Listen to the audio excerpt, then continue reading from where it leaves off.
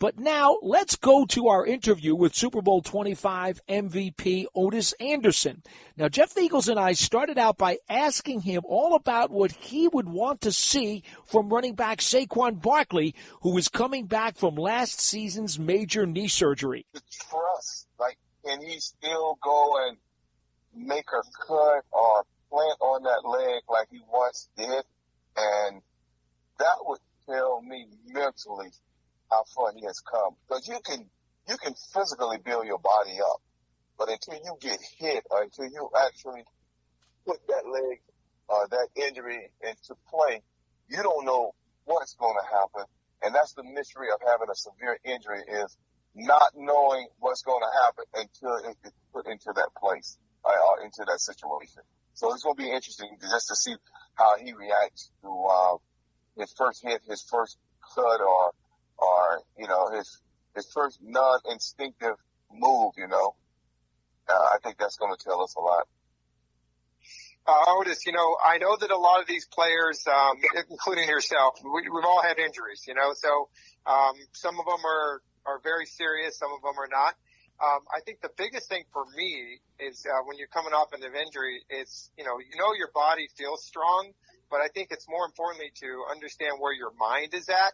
How difficult do you think that's going to be for someone like Saquon, who I believe, and you probably believe me too, is that he thinks he can probably do anything. So is that going to be a major hurdle for him more than physically? It's going to be more mentally for him? Oh, yeah. I recall when I hyperextended my knee the last game of the season against my rookie year against the Bears. I had a chance to win the Russian title, but I lost it to Walter Payton by 5 yards. Had to throw that in. And you know what? I was going to the Pro Bowl that same year as a first-time starter, and trying to get my knee, and it was hyperextended. It wasn't even surgery. The surgery was required. But just getting the mental part of it is what I was running on it. I was doing all that. I was like, oh, wow, it feels good. But when I tried to go that extra gear, or when I went to, press down on it, I didn't know I could do it. I wasn't sure what was going to happen. I was afraid of the pain because I know what that pain felt like. So it's going to be totally mental for him to get past it. Like right now, what he's doing right now, he feels good about it. He feels that he can trust it. He don't feel that there's any pain in it. But, hey, until you get somebody on your shoulders, somebody hitting you at that leg, anything along those lines, that's when you're going to find out. So mentally, that is the hardest challenge of all, is mentally getting that mind ready. So, Ottis, when he tries to come back then and he gets to training camp, and I'm sure the Giants will be very cautious and bring him along slowly, that's the prudent thing to do. How many reps in a game do you think it will take for him to get there? Because there's going to be rust besides the mental hurdles that he's got to deal with, right? Right. So what he's going to try to do, he's going to try to jump out and prove to everybody that he's back and he's well. And to me, I think he is his worst enemy right now. I think his position coach need to really watch him and bring him along slowly, gradually get him back into the swing of things, and not let him think he's ready and just go out there and try to do things like he once did. I think he has to really take his time and let it come to him, and his coach got to be smart enough to understand that he is his worst enemy right now. Well, I think one good thing about is Coach Burns. He's been a veteran of coaching in the running back position for a long time. His first year in the NFL last year, but coming from Alabama, I think he'll be very beneficial for him when you talk about that, Ottis, because I think that's so important, because we all want to come out and impress the organization. We want to impress our teammates by going out there and showing them, hey, I've been working hard, I'm ready to go. But you got to kind of put a little of those blinders on and just kind of make sure that he understands that we're going to, milk you back a little bit. And that kind of leads me to my next question. Once you get the clearance from the coaches and more importantly, you feel like you could get there, what do you think there's going to be some guys I'm trying to get the question I'm trying to get is I look at Graham Gano. He came off of a serious hip surgery. And what does he do? He goes out there and basically, he's almost perfect on the season. Can guys actually get stronger by coming off of an injury sometimes? That's a good question, Big, because, you train even harder because of the injury. And, and that makes your whole body stronger. But it's always that factor that you really don't know. I mean, you can look all you want to, but until you get hit and get up off the ground and do it more than one time, that's when you're going to realize that, you are where you need to be at. And that's the scary part about it is you really don't know until you get knocked down. And I don't care how much strength work you do. I know you can feel strong. You can act as if you're stronger than you ever been. But when you hurt yourself, it's just hard. That injury may be better, but then something else flares up. You can overcompensate. That he worked so hard on getting his knee, his worst knee better, and then he don't do as much with the good knee, and then the good knee get weak, or it's hard to balance him because you need to work one more than the other, but you have to balance it. And he's so muscular, with his quads and his hamstrings and the kind of lifting and working that he does. It just, it's always scary when you get a guy that muscular running the football and put that much pressure on your body. It's just, he's gotta learn that he's not Superman and understand there's kryptonite out there if he think he is, and he just needs to kind of slow his roll a little bit and just let the game come to him. And I think if he does that, I think he can get back to the form that he once was. But again, it's just going to take the time. The first two games ain't going to do it for him, but again, he could be his worst enemy thinking that he's all of that and try to do all of that. So it's going to be interesting. Well, Ottis, of course, you're talking about the fact that Saquon's got to be patient, but let me ask you this. Last year, he only played a couple of games with the Giants before he got hurt. So he hasn't worked with basically this offensive line but for a cup of coffee. How important is that as he tries to develop a chemistry with those guys and a trust in those guys in front of him to make the blocks? Because the truth is he's had very little time behind them. Well, let me just say this. When I came into the league as a rookie, I had no experience with professional offensive linemen. I had Dan Gerdoff up young, which were all pro guys. And I ran for 1,605 yards, most by a rookie in the history of NFL for a while. It don't take long is what I'm saying. Once you get behind them and you start running, your instincts come in. You start reading the whole and the blocking, and then instinct takes over. So I don't think it's going to take long for him to gel in that department. Again, his biggest hurdle going to be how mentally strong is he about his injury and having the confidence to do what he did before he got injured is going to be his biggest hurdle. And if he can overcome those two hurdles, then he has a very, very good chance of having a very productive year. And I'm not mistaken. I think this is his payday year, right? This is the option year of his contract. Well, he's got one more season to go, because obviously he's only gone through 3 seasons so far. So this would be number 4. But you're right. The Giants would have to decide, and they already have, that they would pick up his 5th-year option. If he wants a multi-year, multi-million-dollar deal after that, that's going to be time for another day to discuss. Yeah, exactly. And it's going to be based on what he does the next 2 years, I'm assuming, in that role. But again, he's so talented. And me and Stephen Baker watch him all the time. And I just tell Baker, I don't like a lot of things what he does. And as a running back, I think he don't shed blockers as well as I think he should. And I think he tries so hard to make every play, which naturally what happens when you come into the league and you have success early is that every time you touch the ball, you feel you can go the distance. And that's not a bad thing to have, but he's going to have to learn down in distance and position on the field, and he's going to have to determine how much he's trying to do per play that can continue to help him and help the team. And it's not an I comment that I'm making. It is a team comment, but he has to, I think, just develop and understand that these guys get paid a lot of money, and their job is to take him out. Not literally take him out, but he's the best player. You want to keep him in check, and him trying to do just too much because of the fact that he's been out for a while, and the fact that he feels that again he needs to show the organization and his teammates that he's the same old guy. He ain't gonna be the same old guy. I'm gonna tell you right now, he's not gonna be the same old guy. Either he's gonna be better than what he was, which means he's not the same old guy, or he's not gonna be as good as he was, which means he's not the same guy. But he would not be the same guy. Yes, because of that injury by itself.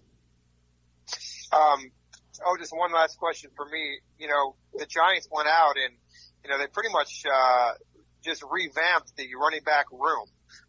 Devontae Booker is an unrestricted free agent that they signed, and, Corey Clement, these are two veteran guys that I'm seeing that are going to really compete for that backup running back position. And of course they went ahead and drafted Gary Brightwell from the University of Arizona in the 6th round. So a guy that's going to learn from all three of those guys. What do you see happening in that running back room? A guy like Corey Clement and Devontae Booker can bring some experience. I'm going to go back. When I got to the Cardinals and after my rookie year, I went over, like I said, 1,000 yards. I had a guy there named Willard Harrell, who was from University of Pacific, who came from Green Bay and was a pretty good running back, shorter than I was, not fast as me, but just had a ton of knowledge. I just let go to him, and he taught me how to be a professional. He said anybody could be a pro, but can you be a professional? And he taught me how to be a professional. Barkley, I believe, has to be a sponge. He has done it. He's done well. I wish I had Terry Metcalf in my house when I was a rookie to learn from him, but I had Willard Harrell, and he taught me how to be a professional.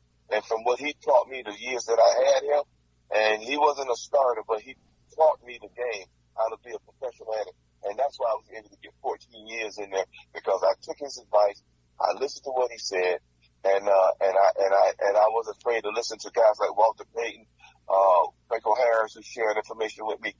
Those guys gave me information, and I listened to it, and gave me what I need. It's go all down. These kids today, just not like the kids were when we came a little feet, where we wanted knowledge and we wanted the opportunity to have somebody older and smarter than us to give us advice that will make us better and give us a chance to live out our goal, which is to play a long time in the league and be good at it. So it's going to be interesting.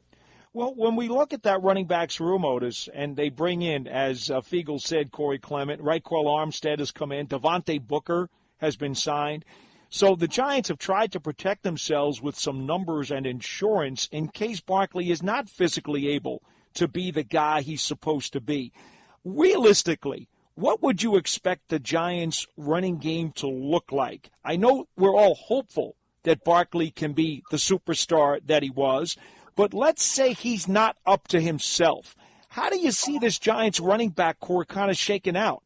Well, I've seen Booker play a little bit, and he is good enough running back to do well for us in case something happens. I'm not sure about the other guy. I don't know a lot about him. I haven't seen him play. I'm not sure what team he was on prior to coming to the Giants, but the Booker I've seen play, and he's very elusive, strong, can catch the ball at the backfield, and he's going to be a good, backup to what they're trying to do.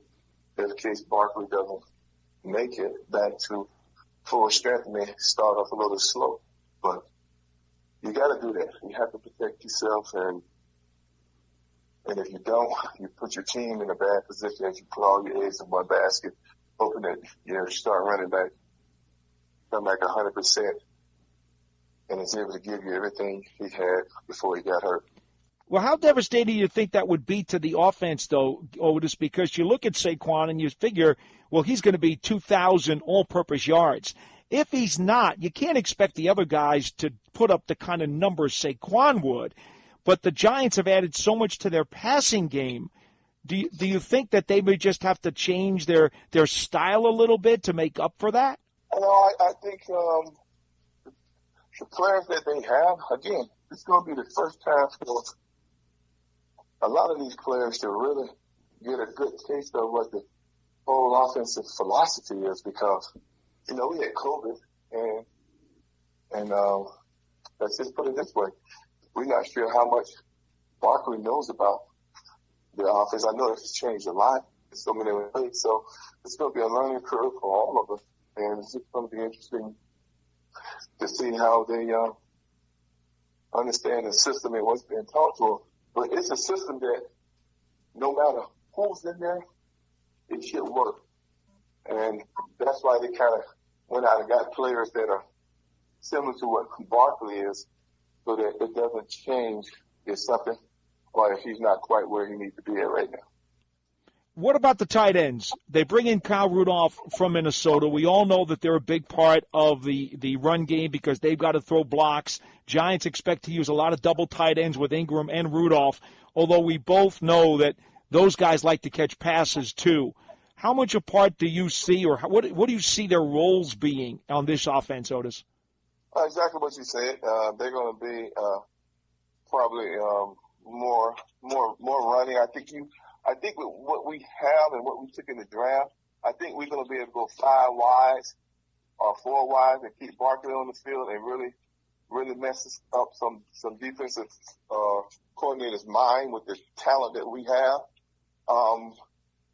But primarily, when you get a guy like Kyle Rudolph, you're basically saying that we can power you with our running game, but we also got a lot of finesse when we got 2 of those tight ends in the game. It may look like it's a running formation. It may look like that for you, but it really is a passing opportunity, a passing situation. So there are some really pluses when you bring in a guy like that, and then you got Ingram, who's still, up and coming tight end slash wide out that can do the job for you. Did you see enough from this offensive line last year to believe that they can be a power running game this season? Oh, no doubt. No doubt at all. I mean, just look at what Gilman was doing for Gallman, shall I say, was doing for that tells you right there that they got the right people. And it's just a matter of now putting them in play and let them do what they do. Well, let me ask you this, though, Ottis, because we have not seen a lot of usage of fullback in recent years. In fact, that's kind of like a dinosaur in the NFL these days. The Giants did sign Cullen Gillespie, who's been brought in here as a free agent to compete as a fullback. Elijah Penny is still on the roster to compete as a fullback. I don't even know if they'll keep either one of those guys, and they'll have a fullback on the roster this year. Do you think the Giants could really use a fullback on this roster? And if so, how would you use him? Well, I think if you go back and look at teams that won championships, and I think I was always a fullback that was instrumental in your running game, whether you believe it or not. I think, I do understand us, they're really getting away from uses of fullbacks a lot, but if you look back, go back and look at the history of the game and look at what has transpired the last few years on championship teams. They had a fullback like runner if they went one back, which we did a lot of.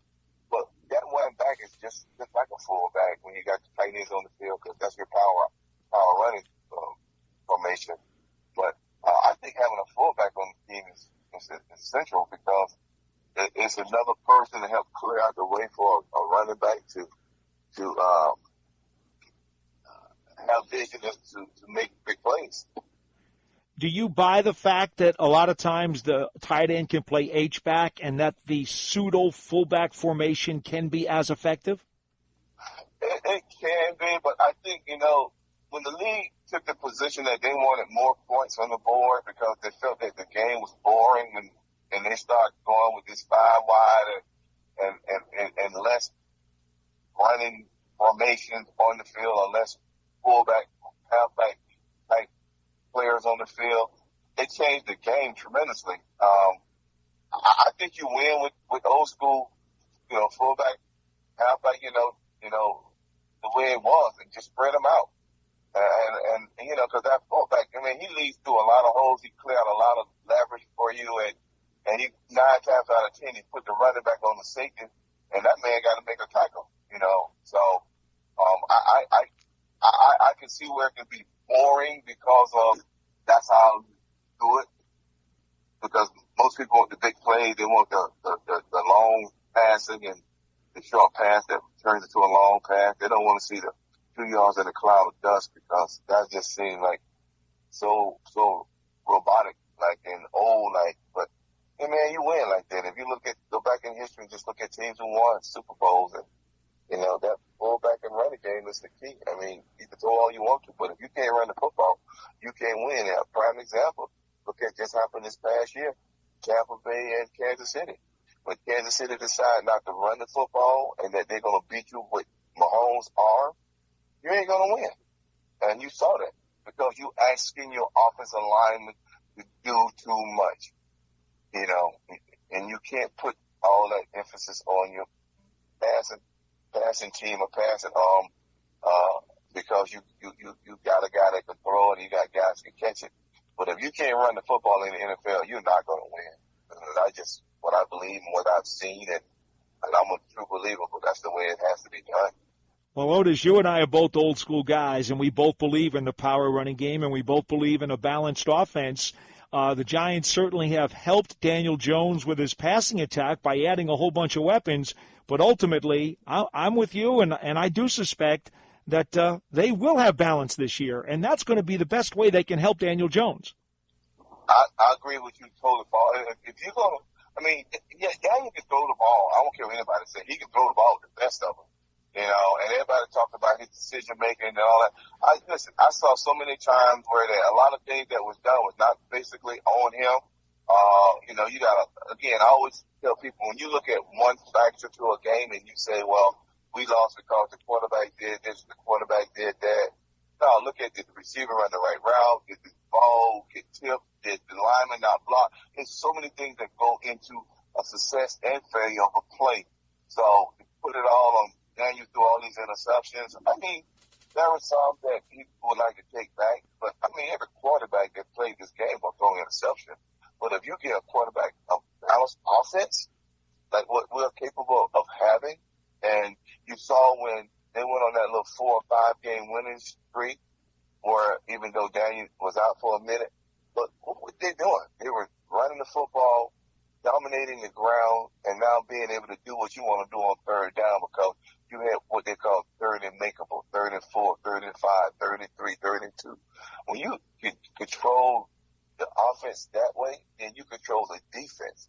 And now you make them do what you want them to do, and not them making you do what they want you to do. So, again, establishing the running game going to be important for us, and it's going to be important for Daniel, because it's going to limit his throws, but it's going to make his throws when he does do it, it's going to make it more accessible of completion than it would be for interceptions or anything like that. Super Bowl 25 champion Otis Anderson, it is always great to talk to you. When you're not watching the Giants, what are you up to these days? Let the people know about it. Well, me and Lawrence and Bravo started a partnership with this company called Tridelics. It's a 5D technology company that can take any image of high resolution and create a hologram-like, that's something I can say, a hologram-like appearance where the object inside the picture or the frame appears to be floating, and it appears to be 4 to 5 feet in depth perception when you look at it. And it's only on 1/8 of an inch plexiglass, which is the same thickness of a nail salon file, buffer nail salon file. That's how thick it is. So it is new technology. We're having fun with it. The fans will really get appreciation of it on some of the things we're trying to do and trying to build organization.